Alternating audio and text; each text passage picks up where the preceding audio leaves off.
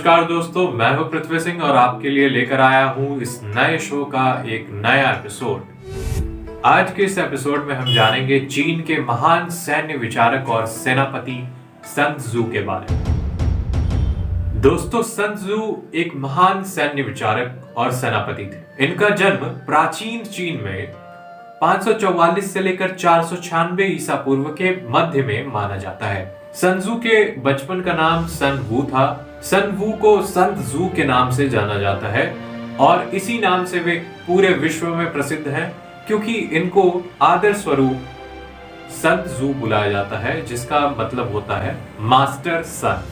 दोस्तों, सन त्सू द्वारा एकमात्र लिखित पुस्तक द आर्ट ऑफ वॉर, जिसमें उन्होंने अपने सारे सैन्य विचारों को समाहित किया था, संकलित किया था, आज भी पूरे विश्व में काफी प्रचलित है और इसे प्राचीन सैन्य ग्रंथों में से एक माना जाता है। सन त्सू के द्वारा प्रतिपादित सिद्धांतों के महत्व का अनुमान हम इस बात से लगा सकते हैं कि 2600 वर्ष बाद भी आज भी जो युद्ध की प्रकृति और दर्शन के बारे में समझने के लिए बहुत से विद्वान सन त्सू के विचारों और उनके दर्शन का सहारा लेते हैं। सन त्सू द्वारा प्रतिपादित सिद्धांतों की विवेचना हम निम्न शीर्षकों के आधार पर कर सकते हैं। पहला, युद्ध योजना, दृष्टिकोण तथा उसका नियमन। दूसरा, समरतांत्रिक विधियां तथा युद्ध कला। तीसरा, कूटनीतिक चालों पर आधारित आक्रमण। चौथा, विजय के सिद्धांत। पांचवा, पराजय का सामना करने से बचना। छठवां, युद्ध के महत्वपूर्ण, कमजोर एवं शक्तिशाली बिंदु। सातवां, सैन्य प्रस्थान। सन त्सू ने युद्ध को राज्य का एक महत्वपूर्ण कार्य माना है। उनका मानना है कि युद्ध एक बेहद ही गंभीर चिंतनीय विषय है और इस पर गहराई से चिंतन किया जाना चाहिए। यदि इसकी उपेक्षा की जाती है तो राज्य को इसका गंभीर परिणाम भुगतने पड़ सकते हैं। अतः राज्य द्वारा युद्ध को केंद्र बिंदु में रखना चाहिए। सन त्सू के अनुसार war is a matter of vital importance to the state, the province of life and death, the road to survival or ruin. It is mandatory that it be thoroughly studied. अर्थात युद्ध राज्य के लिए जीवन और मरण के स्थल के समान है। यह एक राजपथ है जो सुरक्षा और विनाश दोनों की ओर अग्रसर होता है। अतः इस विषय का अध्ययन बड़ी ही गंभीरता से किया जाना चाहिए। सन त्सू ने युद्ध योजना के अंतर्गत कुछ तत्वों पर विशेष ध्यान केंद्रित करने पर बल दिया है, जैसे नैतिक नियम, विस्तृत आकाशीय क्षेत्र, भूभाग, सेनापति की योग्यता, नियम तथा अनुशासन। सन त्सू का मानना था कि एक सेनापति की योग्यता इस बात में निहित है कि वह युद्ध के पूर्वानुमान के द्वारा तुलनात्मक रूप से यह पता लगा सके कि दुश्मन की तुलना में उसकी सेना किस स्थिति में खड़ी है, उसका अनुशासन कैसा है, उसके नैतिक नियम कितने प्रेरणादायक हैं तथा आकाशीय क्षेत्र एवं भूभाग का स्ट्रैटेजिक एवं सामरिक लाभ लेने में उसकी स्थिति कितनी दृढ़ है। सन त्सू की मान्यता थी कि लंबी अवधि के युद्ध कभी भी राष्ट्र को लाभान्वित नहीं करते। वे कहते हैं, in war let your great object be victory not the lengthy campaign. अर्थात युद्ध में हमारा उद्देश्य विजय प्राप्ति का होना चाहिए, न कि लंबे समय तक युद्ध को जारी रखने का। सन त्सू ने युद्ध में सेनापति के महत्व को सर्वोपरि माना है। उनका मानना है कि सेनापति के ऊपर ही जनता का भविष्य निर्भर होता है। सेनापति के ऊपर ही राष्ट्र की शांति, सुरक्षा और सर्वनाश तीनों ही निर्भर होते हैं। सन त्सू का मानना था कि युद्ध चालों और धोखाधड़ी पर आधारित होता है। युद्ध में सफलता प्राप्त करने के लिए शत्रु को धोखा देने से कभी भी पीछे नहीं हटना चाहिए। वे कहते हैं कि all warfare based on deception, अर्थात सभी युद्ध कला की आत्मा धोखे एवं चकमे में छिपी रहती है। आगे वे पुनः कहते हैं, if you know the enemy and know yourself, you need not fear the results of 100 battles.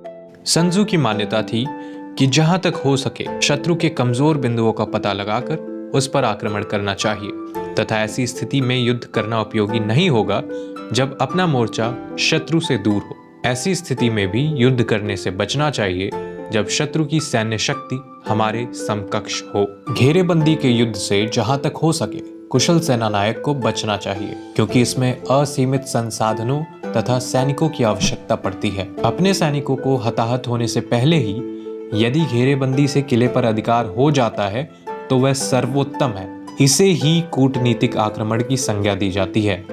Sun Tzu के अनुसार ability to defeat the enemy means offensive action, अर्थात शत्रु पर विजय प्राप्त करने के लिए आक्रमणात्मक कार्यवाही आवश्यक है। अपने युद्ध संबंधी विचारों में सन त्जू कहते हैं कि किसी भी युद्ध में गतिशीलता युद्ध का प्राण है और गुप्तचर युद्ध का महत्वपूर्ण कारक है। वे आगे कहते हैं कि भू आकृति के आधार पर ही अपने समर तंत्र को अनुकूल बनाने का प्रयास करना चाहिए। किसी भी युद्ध में विजय प्राप्त करने के लिए सेनापति को यह जानना बेहद ही आवश्यक है कि युद्ध लड़ने का सही समय कब है, और इसी के साथ ये जानना भी बेहद ही आवश्यक है कि कब युद्ध नहीं लड़ना है। सन त्जू कहते हैं कि विजय उसी पक्ष की होगी जिस पक्ष के सैनिक अनवरत और समान रूप से शत्रु का सामना करेंगे। उनका मानना था कि वह सेनापति जो पर्याप्त सैन्य क्षमता रखता है और राजा के अनुमति के बिना ही शत्रु के ऊपर आक्रमण करने के लिए स्वतंत्र है, वह निश्चय ही युद्ध में विजयी होगा। सन त्जू की धारणा थी कि युद्ध घोषणा से पूर्व ही सेनापति को सारी योजनाएं बना लेनी चाहिए और शत्रु की सेना और स्वयं की सेना के बीच संतुलन बना लेना चाहिए। वे कहते हैं कि यही वह समय है जब पराजय से बचा जा सकता है। सन त्जू का मानना है कि सेना का शिविर हमेशा ऊंचे स्थान पर लगाना चाहिए और लड़ने के लिए कभी भी चढ़ाई नहीं करनी चाहिए। यदि नदी पार करनी है तो उस नदी को पार करके तुरंत उसके किनारे से दूर जाने का प्रयास करना चाहिए और नदी पार करते वक्त शत्रु को चकमा देना चाहिए। और इसके विपरीत यदि शत्रु नदी पार करता है तो उस पर तुरंत किनारे पर आक्रमण कर देना चाहिए। सन त्जू ने सभी प्रकार की भू संरचना वाले क्षेत्र से लाभ उठाने के लिए कहा है। उनका मानना है कि यदि युद्ध दलदली भूमि पर होती है तो हमेशा घास और पानी वाला क्षेत्र चुनना चाहिए और जहां तक संभव हो सके दलदली भूमि को पार करके ही युद्ध लड़ना चाहिए। और यदि युद्ध पहाड़ी इलाकों में होता है तो हमेशा युद्ध के लिए पहाड़ी किलों के पीछे तथा दाहिनी ओर की ढलान वाले क्षेत्र को चुनना चाहिए। सन त्जू ने 6 प्रकार की भू आकृति का उल्लेख किया है। पहला सुगम धरातल एक्सेसिबल ग्राउंड, दूसरा कठिन धरातल टफ ग्राउंड, तीसरा दुर्गम धरातल टेम्पराइजिंग ग्राउंड, चौथा संकरे दर्रे नैरो पास, पांचवा खतरनाक ऊंचाई परसिपिटस हाइट्स, छठवां दूरस्थ स्थिति डिस्टेंट पोजीशंस। सुगम धरातल वह होता है जहां आसानी से पहुंचा जा सके तथा आपूर्ति की जा सके। कठिन धरातल जहां से हटकर पुनः अधिकार करना कठिन हो। दुर्गम धरातल जिसमें किसी भी पक्ष की सेना व आपूर्ति व्यवस्था न की जा सके। संकरे दर्रे एक तरह के तंग रास्ते होते हैं जिनके लाभ और हानि दोनों होते हैं। जहां तक संभव हो इन्हें अपने अधिकार में रखकर सुरक्षा करनी चाहिए। खतरनाक ऊंचाई वाली वे आकृतियां होती हैं जिन पर अधिकार करके शत्रु के आने का इंतजार करना चाहिए। यदि इस पर शत्रु का अधिकार हो तो इससे दूर रहना चाहिए। दूरस्थ स्थिति में यदि शत्रु से अपना मोर्चा दूर हो और दोनों ही पक्षों की सैन्य शक्ति समान हो तो युद्ध करना लाभप्रद नहीं होगा। सन त्जू ने अग्नि आक्रमण यानी फायर अटैक पर विशेष जोर दिया है। उनकी मान्यता थी कि शत्रु के कैंप, रसद सामग्री, सामान ले जाने वाली गाड़ियां, शस्त्रास्त्रों एवं भंडारों को जला देना चाहिए। आग लगाने का कार्य उस समय किया जाना चाहिए जब हवा आपके अनुकूल दिशा में हो। सन त्जू के अनुसार एक सफल सेनापति की योग्यता इस तत्व में निहित है कि वह शत्रु की योजना का पूर्वानुमान लगाने में कहां तक सफल है तथा शत्रु की सेनाओं के संकेंद्रण को कहां तक रोकता है। सन त्जू ने डंके की चोट पर कहा है कि जो सेनापति देश की सुरक्षा को अपना प्रमुख लक्ष्य मानता है तथा अपनी व्यक्तिगत ख्याति को महत्व नहीं देता और आवश्यकता पड़ने पर आक्रमण की चिंता किए बिना ही आगे बढ़ता है, वास्तव में वह सेनापति हीरा है। तो दोस्तों आज के वीडियो में बस इतना ही। इस वीडियो में हमने जाना चीन के महान सैन्य विचारक और सेनापति सन त्जू के बारे में और उनके सैन्य विचारों के बारे में। दोस्तों साथ ही साथ आपको ये वीडियो कैसा लगा हमें जरूर बताइए कमेंट करके बताइए और इस वीडियो को लाइक कीजिए और अपने दोस्तों के साथ इस वीडियो को शेयर जरूर कीजिए। और साथ ही साथ अगर आपको द आर्ट ऑफ वॉर खरीदनी है तो इस वीडियो के डिस्क्रिप्शन बॉक्स में मैंने लिंक दे रखा है, आप Amazon से इसे खरीद सकते हैं। इसी के साथ मिलते हैं अगले एपिसोड में, तब तक के लिए जय हिंद, जय भारत।